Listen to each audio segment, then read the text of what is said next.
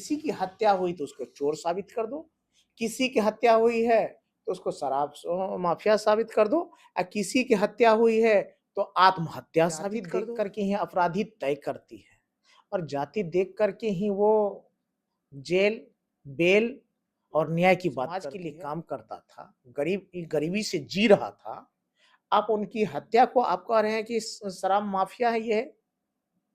थू थू, ऐसी सरकार निश्चित रूप से जो अच्छे व्यक्ति है उनके साथ खड़ा होना चाहिए। मैं तो ये बिहार की जो सरकार है वो तो जाति, धर्म और मजहब के आधार पर इंसाफ करती है। नमस्कार, मेरा नाम प्रिया शर्मा है और आप देख रहे हैं पी प्राइम न्यूज़। मेरी मौजूदगी अभी गौतम कृष्णा जी के पास है, ये महेशी से विधायक हैं।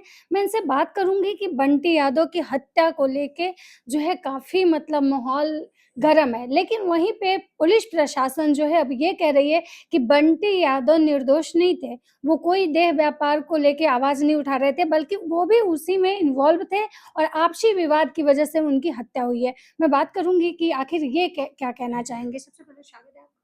बहुत बहुत धन्यवाद। और मैं बड़ी बेबाकी के साथ कहना चाहता हूँ, पूरे देश और खास करके बिहार की स्थिति ठीक नहीं है। यहाँ भ्रष्टाचार, अपराध चरम पे है। पुलिस के पास अपराधियों को पकड़ने का ना समय है और ना उनके पास क्षमता है। पूरी तरह से ये व्यवस्था ये ये हो गई है, ध्वस्त हो चुकी है। अब रहा किसी की हत्या हुई तो उसको चोर साबित कर दो, किसी की हत्या हुई है तो उसको शराब माफिया साबित कर दो, किसी की हत्या हुई है तो आत्महत्या साबित कर दो। नीट के मामला में आत्महत्या साबित कर रहे हैं, इसको आप ये कर रहे हैं, जहां होता है वहां। अरे भैया, आप ये क्यों नहीं कहते हैं कि आपकी सरकार निकम्मी है और बिहार पुलिस से अपराधियों को पकड़ने का और घटना को उजागर करने का क्षमता नहीं है, ना जज्बा है, और बदले में वो कहीं से पैसा खा लिया हुआ है। एक निष्पक्ष और ईमानदार लड़का जो समाज के लिए काम करता था, गरीबी से जी रहा था, आप उनकी हत्या को आप कह रहे हैं कि शराब माफिया है ये। थू थू, ऐसी सरकार को, जो कम से कम आप इंसाफ नहीं दे सकते हैं तो किसी के बच्चे पे इल्जाम मत लगाइए।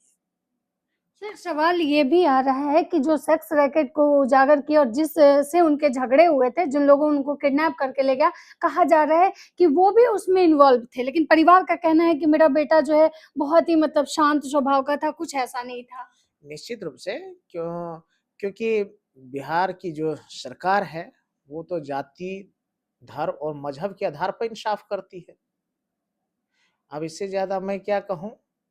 वो जाति देख करके ही अपराधी तय करती है और जाति देख करके ही वो जेल, बेल और न्याय की बात करती है। तो इसलिए ये बहुत दुर्भाग्य की बात है कि इस तरह के बयान आते हैं। एक तो माँ बाप अपना बेटा खोता है, एक पत्नी अपनी पति को खोता है, एक बच्चे अपने पिता और अपनी जीविका को खोता है, और बिना कुछ जांच परख करके 24 घंटा में आप सर्टिफिकेट बांट रहे हैं कि कौन क्या है। आप कम से कम उस ईमान के साथ काम करने वाले लड़का, ठेला चला करके अपनी गुजर बसर करने वाला जो आदमी काले धंधे में इन्वॉल्व रहता है, वो ठेला नहीं चलाता है। आपने गया था उनके जी। ठेला था उनके पास। बहुत मतलब घर की स्थिति कोई खास अच्छी आप नहीं थी। देखिए, आप खुद कह रहे हैं घर की स्थिति कुछ नहीं, तो जो आदमी माफिया होगा, शराब माफिया होगा, उसके घर में तो झूमर लगा रहता है, उसके घर तो टाइल्स और मार्बल लगे रहते हैं, एसी का कमरा रहता है, बड़ा लग्जरी गाड़ी रहती है, और आप खुद कह रहे हैं कि गरीबी से जीने वाला व्यक्ति वो नहीं हो सकता है। बस आपके इल्जाम बड़े हो सकते हैं ताकि छुटकारा पाया जा सके, और ऐसे केस को आप चपत के रख दें, क्योंकि आप तो जाति, धर्म, मजहब के आधार पे आप इंसाफ करते हैं। सर, ये भी कहा जा रहा है कि भरत तिवारी का जब एनकाउंटर हुआ तो हर मतलब दल के लोग वहां पहुंचे, बड़े-बड़े नेता, मंत्री सब लोग हैं, लेकिन वहीं पे जो इनका है बंटी यादव, इनमें मतलब बहुत सारे लोग जो हैं आवाज नहीं उठा रहे हैं, तो क्या ये जाति के आधार पे? देखिए, समाज को निश्चित रूप से जो अच्छे व्यक्ति है उनके साथ खड़ा होना चाहिए, मैं तो ये आग्रह करूंगा। और दूसरी बात कहते हैं कि हर चीज को हम लोग जाति, धर्म और मजहब की नजरिया से न देखें, ये भी मेरा आग्रह होगा।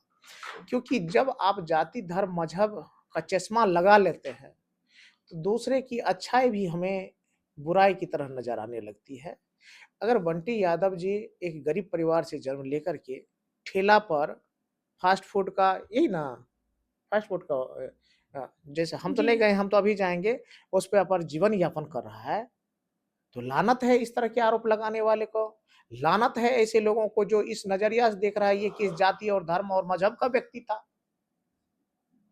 इंसाफ दिलाने का अगर आपके अंदर जज़्बा हो, इंसाफ दिलाने के आपके अंदर अगर भावना स्वच्छ भावना हो, तो जाति, धर्म, मज़हब से ऊपर उठ कर के हम लोगों को सहयोग करना चाहिए और उनके इंसाफ और न्याय दिलाने के लिए आगे बढ़ना चाहिए। सर लास्ट सवाल रहेगा कि सम्राट चौधरी के कार्यकाल को जिस तरह से 1 वीक के अंदर बताया जा रहा है कि 9 यादवों की हत्या मतलब 1 हफ्ते के अंदर हुई और जिस तरह से बिहार में आपराधिक घटना हो रही है, सारे इसको आप कैसे देखते हैं? मैंने कई बार पहले से भी कहा था और अभी भी मैं कह रहा हूँ, सम्राट चौधरी जी के पास ना कोई काम करने का नज़रिया है, ना जन कल्याण और जन सरोकार से जुड़े हुए मुद्दे हैं इसके प्राथमिकता में और फंड में विकास करने के लिए पैसे भी नहीं हैं। और आप लोगों को जानकारी हो कि अभी वृद्धा पेंशन देने के लिए बड़े बुजुर्गों को जो पेंशन दिया जाता है, वो पेंशन देने के लिए पैसा नहीं है। आप जाइए क्षेत्र में पता कीजिए, लोग आपको बड़े बुजुर्ग शिकायत करेंगे कि उनका पेंशन नहीं आ रहा है। तो मुद्दे को डाइवर्ट करने के लिए यादव को टारगेट करना, तो इनके लिए एक ये खेला हो गया है, मजबूरी जैसा हो गया है। ये बेचारा भावना में भड़का करके कि हम यादव विरोधी हैं, चेहरा बना रहे हैं। ये नहीं लगता है कि यादव समाजवादी लोग होते हैं। जिस दिन भड़क गए फिर आपको हिसाब चुकाना पड़ जाएगा। और जाति, धर्म, मज़हब के आधार पे कभी भी इंसाफ नहीं करना चाहिए। अगर सम्राट चौधरी जी के कार्यकाल में अगर यादवों की हत्या हो रही है, तो इसका मतलब है आपकी सरकार निष्पक्ष नहीं है। क्योंकि संविधान की नज़र में, सरकार की नज़र में ना कोई जाति, ना धर्म, कोई न मज़हब होता है। वो इंसाफ की राह पे चलता है। अगर अगर देखने से कहता है कि अगर देखने से ही लग जाए कि इंसाफ ना होकर नाइंसाफ़ी हो रही है, तो यह भी गलत है।